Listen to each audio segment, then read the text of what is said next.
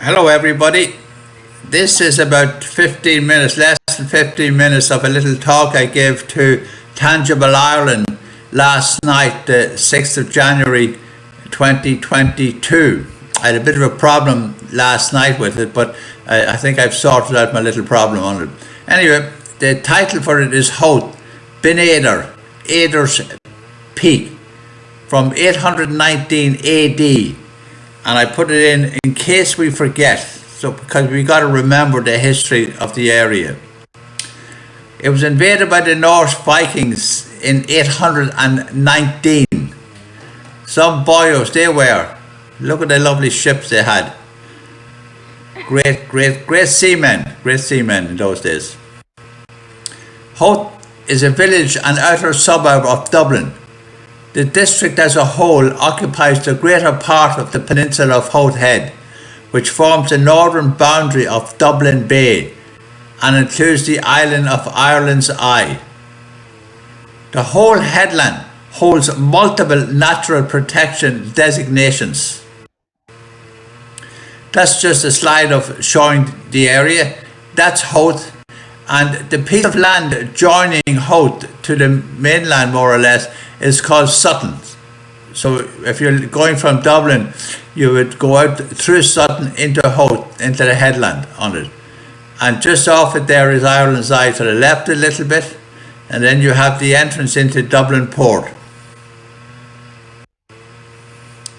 After Brian Boru, the High King of Ireland, defeated the Norse in 1014 at the Battle of nearby Clontarf, many Norse fled to Howth and remained a force there until their final defeat in the middle of the 11th century. Howth remained under Irish control until it fell to the Normans in 1177. Now, one of the victorious Normans, Amaury Tristram, was granted, much of the land between Howth and Sutton. And Sir Amaury's Norman's descendants continued in possession of the land until 2019 under the name of St. Lawrence, when they sold it to a developer. That's just another slide of Howth showing the harbour, Ireland's Eye just off it, and in the distance then is Lambay Island, which we will be bringing into the talk later on for a short while. And then you can see Howth Castle here in the middle, in the foreground.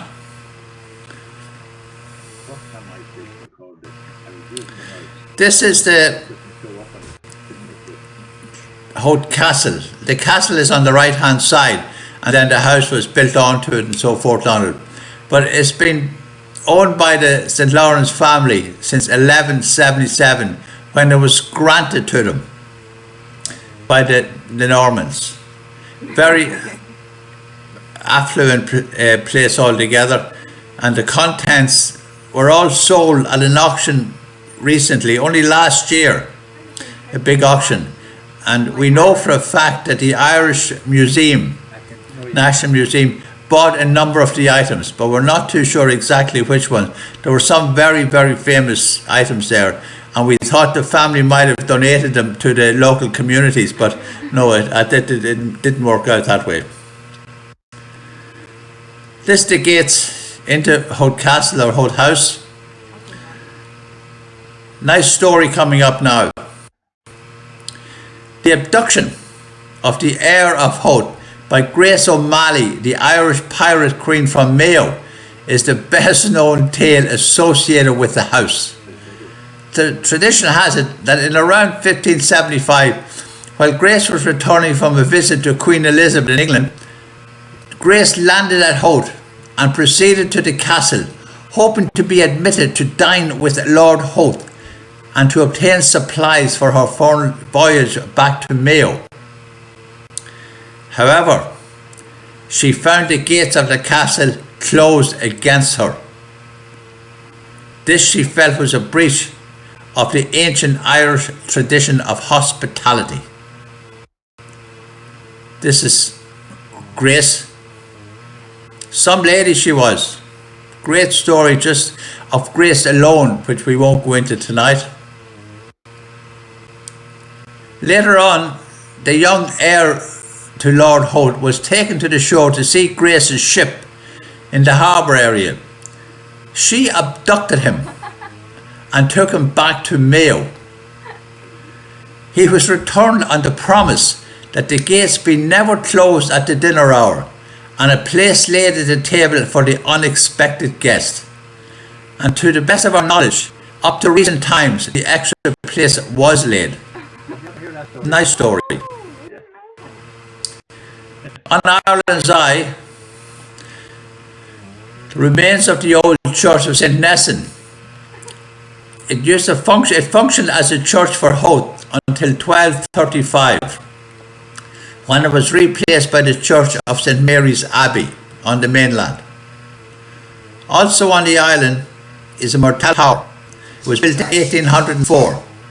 It was one of three constructed in the area on the instructions of Prince Edward, Duke of York and Albany, to repel a possible invasion by Napoleon.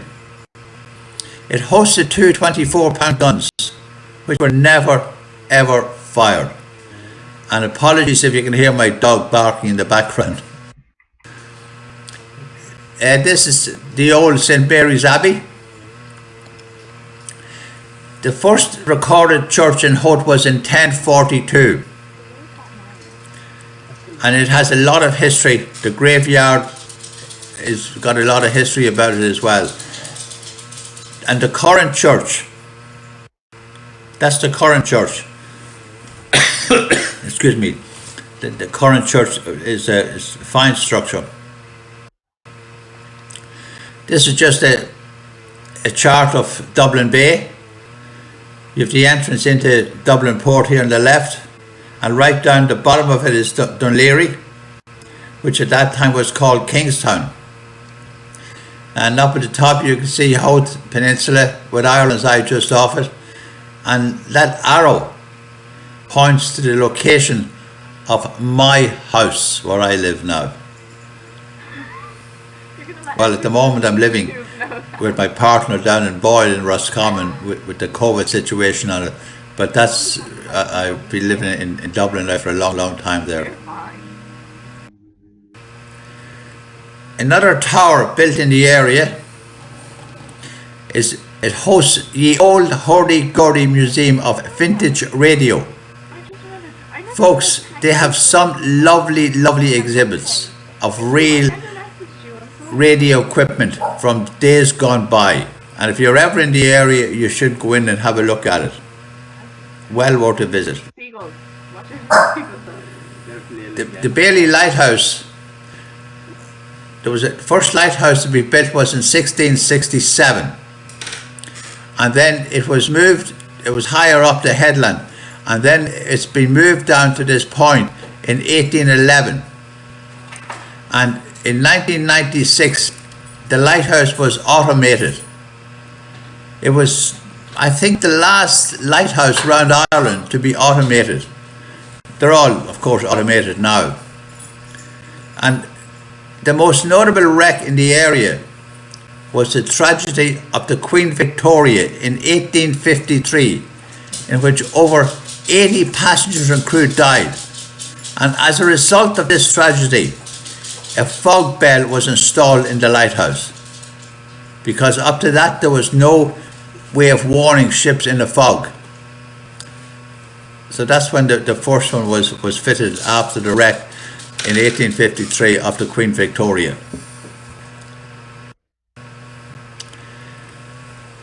From 1823 to 1924, Howth was chosen as the location for the mail package or postal service ship from England, from Holyhead. One of the arguments used against Howth by the advocates of Kingstown, across the bay in Dunleary, of Kingstown, was that coaches might be raided in the Badlands of Sutton on the way into Dublin. However, that's not what stopped it. The problem was silting. The harbour was very much inclined to silting, and it needed frequent dredging to accommodate the package ship. Eventually the service was relocated to Kingstown, which of course is now Dunleary. And there's a plaque in the area commemorating the road, and it says London, Holyhead, Dublin Road, and it was made by Thomas Telford. So that's another nice bit of history in the area. The old ways, look. 1953, and the current day we have offshore boats and inshore boats. Very, very busy. Just a couple of old photographs. Look at the one on the top left here. They're offloading the fish and the chap has the cigarette in his mouth. I think that's a great one. And the one on the top right is a fairly current one, repairing the nets. Lobster pots in the bottom left. So interesting couple of little photographs I included here. What did you take those? That of course is a very modern one, very modern equipment there. The Howth tram operated from 1901 to 1959. The tramway replaced a horse bus service. Imagine a horse bus service on it. But anyway, there is a very, very good Howth Transport Museum situated in the grounds of Howth Castle, and it's well worth a visit. They have some very, very good old equipment there, including a working Howth tram. There was talk a few years ago of reinstalling the tram track up to the top of Howth Head from Howth up, which would be a very big tourist attraction, but so far that hasn't come to pass. In 1821, King George IV landed from a steam package boat in Howth, and he was on his way to see his mistress up in Slane Castle. Now it's the first royalty ever to land in Howth. Now we haven't any since that either. Somehow or other there's an impression of his footprints in the concrete on the harbour. Now either he'd very funny shoes on him or something on it, but he's a very small feet, and there's the imprints of his feet in the concrete. It's a big of a tourist attraction. There's a plaque and all there to commemorate it. No, I haven't. No, I really haven't. On the other island of Howth is Lambay, and in 1854 the RMS Taylor, on her maiden voyage from Liverpool, crashed straight into Lambay in a fog and a bad storm. It was a very bad storm on it, and they reckon the reason for it was because they use a lot of steel ballast in the boat, and it affected the compass. And as we all know, sailors and everything else, that if you put any metal near a compass, it will go funny. And of the 650 people on board, 370 perished. Very, very sad. The lifeboat in Howth, very famous, very busy, very active.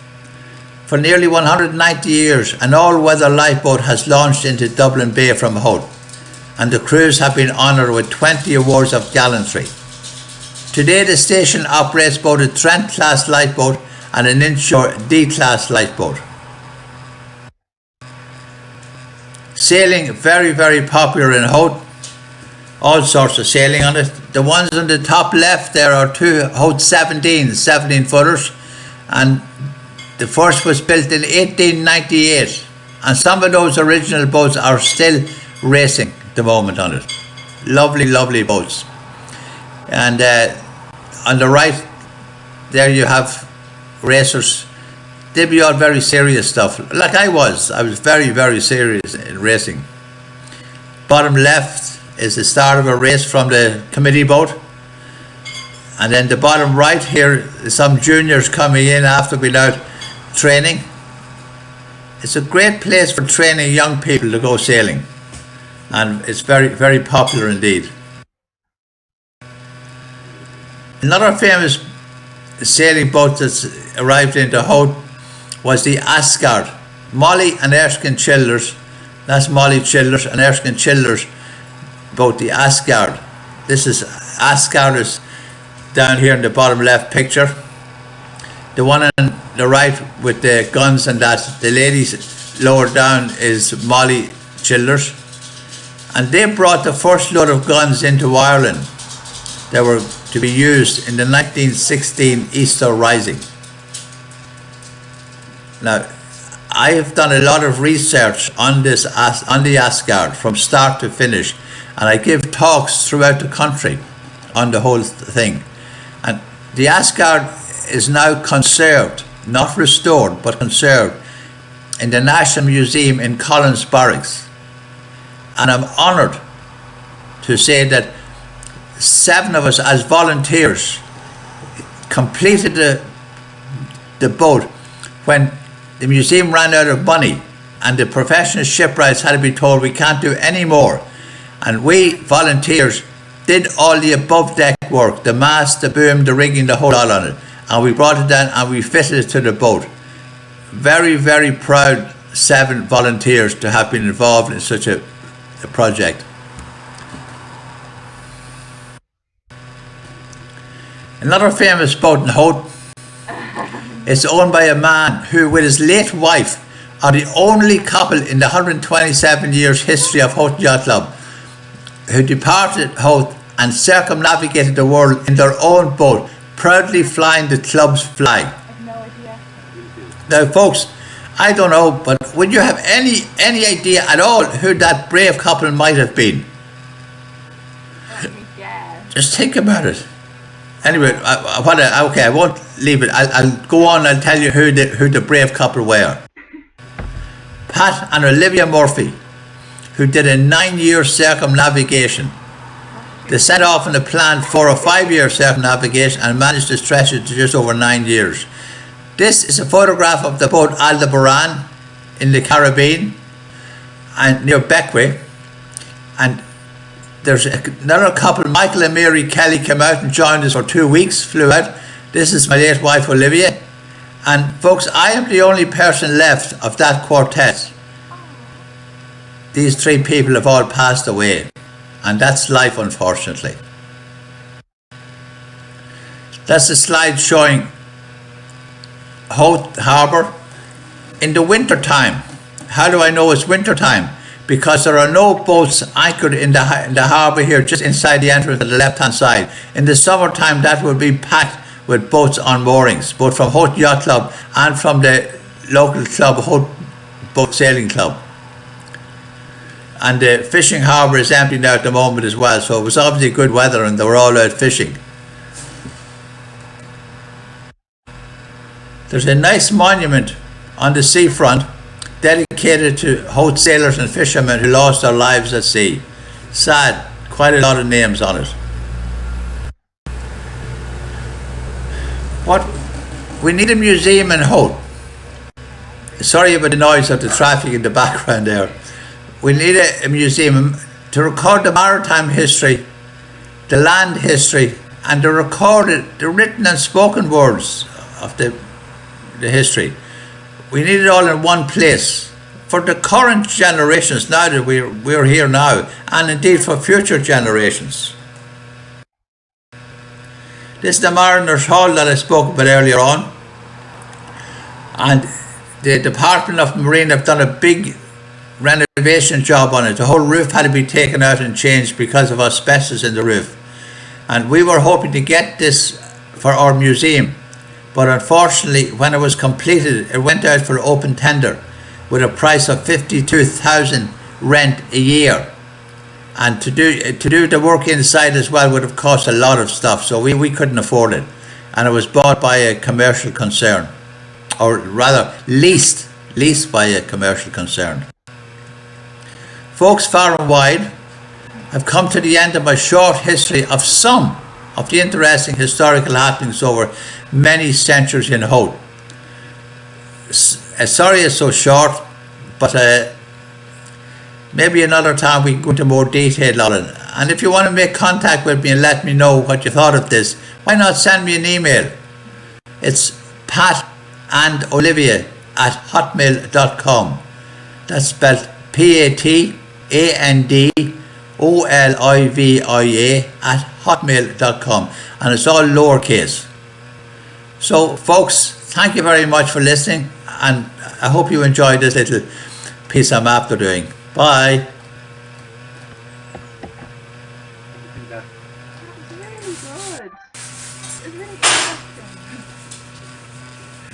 I didn't know how to do stuff. Now watches the last. Layla was bark. And Cher opened the door to let the dog out the back, and the traffic on the road at the back, you could hear. I couldn't hear it much. I thought that was alright. Okay, so we end this. 21 minutes.